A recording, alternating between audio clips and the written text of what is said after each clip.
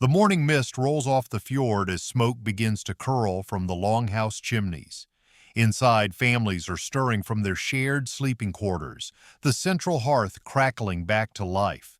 A woman tends to the porridge while her husband sharpens his seax knife.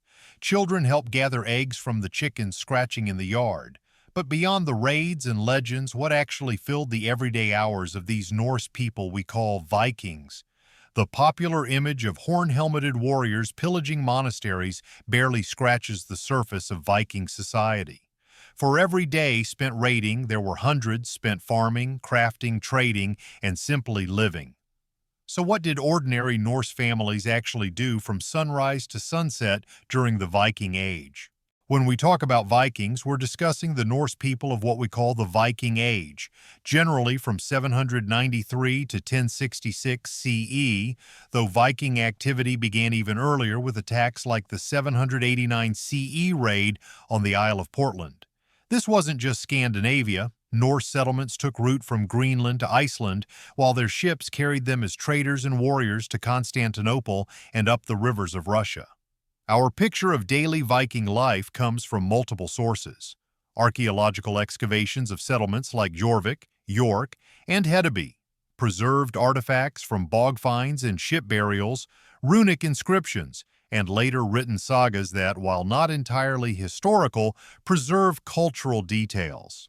The Viking Age wasn't uniform. A Norwegian fisherman's daily routine differed vastly from a Danish warrior farmer's or an Icelandic settler's. Climate, geography, and social status all shaped daily experience. What connected them was a shared Norse culture, language, and worldview that emphasized honor, family loyalty, and practical skill.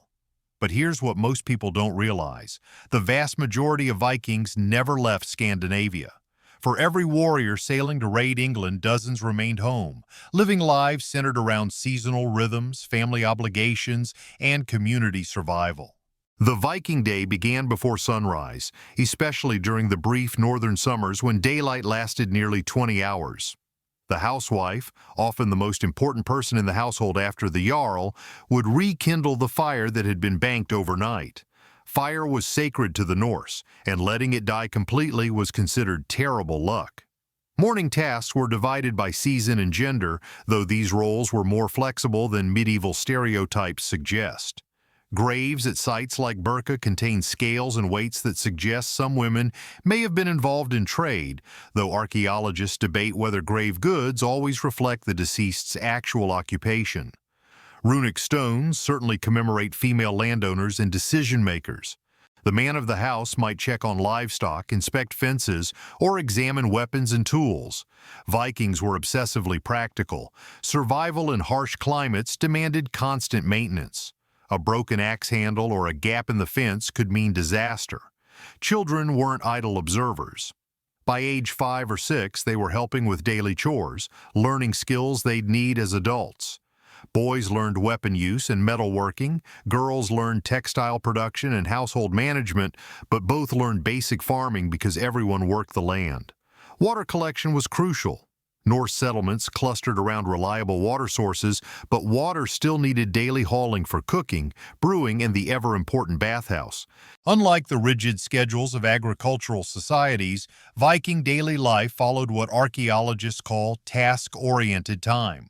Work was organized around completing necessary activities rather than clock hours, partly because accurate timekeeping didn't exist, but mostly because survival tasks couldn't wait. Spring brought frantic activity. Fields needed plowing, boats required maintenance after winter storage, and trading expeditions had to be planned. Archaeological evidence from Ribe shows Viking merchants preparing for trading seasons that could last months, gathering amber, furs, and crafted goods. The backbone of Viking society was farming, not raiding. Most Norse people were bondi, free farmers with rights in the local thing, assembly. While many owned their own land, others worked as tenant farmers or held land under various arrangements. They grew barley, oats, and rye, raised cattle, sheep, pigs, and chickens. Farming in Scandinavia was challenging. Short growing seasons meant every day counted, but Vikings were also skilled craftspeople. Archaeological workshops reveal sophisticated metalworking, From everyday tools to elaborate jewelry, bone combs, glass beads, and bronze brooches found across Europe show the reach of Viking trade networks. These weren't made by specialists alone. Many farmers also worked as part-time craftsmen during winter months. Women controlled textile production, one of the most valuable Viking industries. Wool and linen production was incredibly labor-intensive. Women spun thread, wove cloth, and created the sails that powered Viking ships. The elaborate textile finds from Oseberg ship burial show the sophistication of Norse weaving. Obtaining and preparing food dominated Viking daily life. The Norse diet was surprisingly varied, though seasonal availability meant constant adaptation. Spring brought fresh greens and eggs, summer meant fishing and gathering, autumn was harvest time, and winter relied on preserved foods. Breakfast was typically porridge made from oats or barley, sometimes enriched with milk or honey. The main meal came in late afternoon or evening, often consisting of bread, dairy products, and either meat or fish. Vegetables included onions, leeks, and cabbage, foods that could be stored through winter. Carrots, when available, were likely the purple variety rather than the orange type we know today. Protein came from multiple sources. Coastal communities relied heavily on fish, both fresh and preserved. Archaeological midden heaps show Vikings ate cod, herring, salmon, and whale. Inland, they hunted elk, deer, and wild boar while raising domesticated animals. Food preservation was critical for survival. Vikings smoked and salted fish, made cheese that could last months, and brewed beer. They also practiced controlled fermentation, buried caches of fish that, while revolting to modern tastes, provided essential nutrients during lean periods. Cooking technology was sophisticated. Large iron cauldrons could feed extended families, while specialized tools like flesh forks and straining spoons show careful food preparation. The central hearth wasn't just for warmth, it was the technological heart of the household. Vikings spent enormous amounts of time making things. Unlike modern consumers, they created most of what they used. This wasn't primitive, it was sophisticated adaptation to resource constraints. Woodworking dominated daily craft activity. Vikings were master woodworkers, creating everything from simple bowls to elaborate dragon-headed ships. Different woods served different purposes. Oak for ship frames, ash for spear handles, and birch for containers. Archaeological finds show Vikings understood wood grain, seasoning, and joinery techniques that remained unchanged for centuries. Metalworking required specialized knowledge but wasn't limited to full-time smiths. Many farmers knew basic blacksmithing for tool repair. Iron was precious. Vikings recycled every scrap, and bog iron extraction supplemented imported metal. Leatherworking was another essential skill. Vikings needed shoes, belts, scabbards, and waterproof containers. Leather preparation was time-consuming, involving careful scraping, treatment with bark tannins, and finishing with animal fats. Stoneworking provided whetstones, loom weights, and cooking stones. Vikings even created elaborate stone sculptures and runic monuments that required sophisticated carving skills. The longhouse was the center of Viking domestic life. These weren't simple buildings, they were complex structures housing extended families, servants, and sometimes livestock. Archaeological reconstructions show buildings up to 80 meters long, with multiple rooms and specialized areas. Interior space was carefully organized. The high seat near the central hearth belonged to the household head. Family members sat in order of importance, with servants and slaves occupying less prestigious positions. Sleeping areas were arranged along the walls, often in elevated box beds that provided privacy and warmth.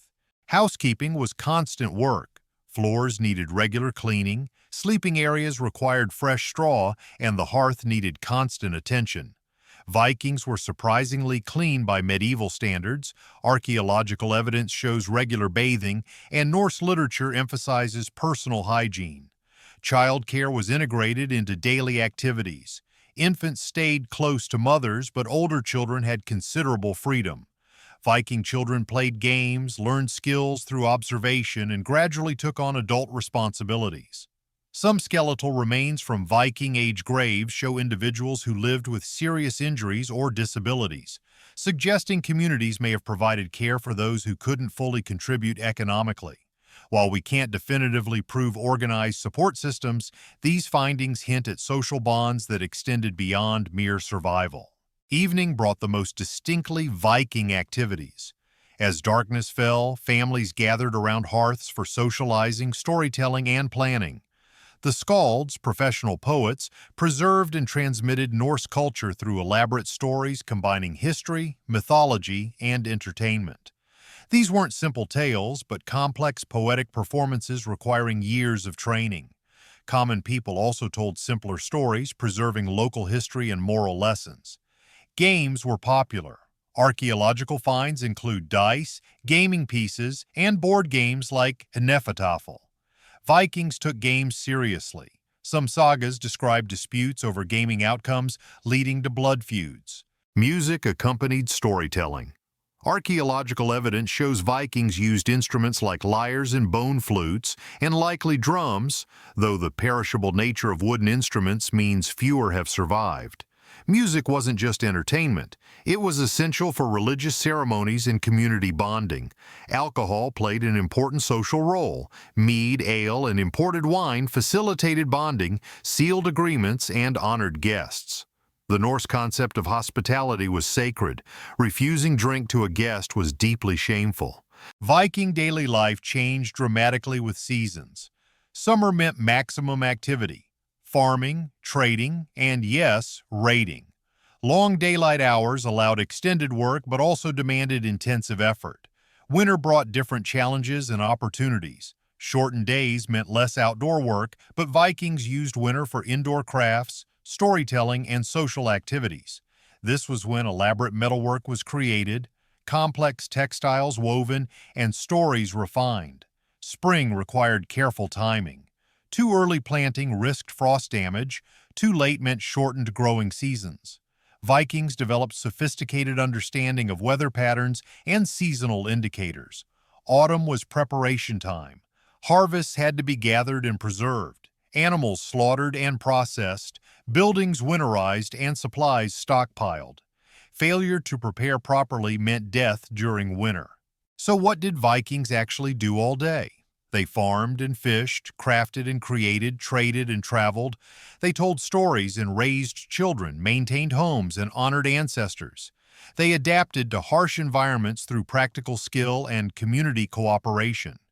When we strip away Hollywood stereotypes, we find not savage raiders but resourceful people facing environmental challenges with creativity and resilience.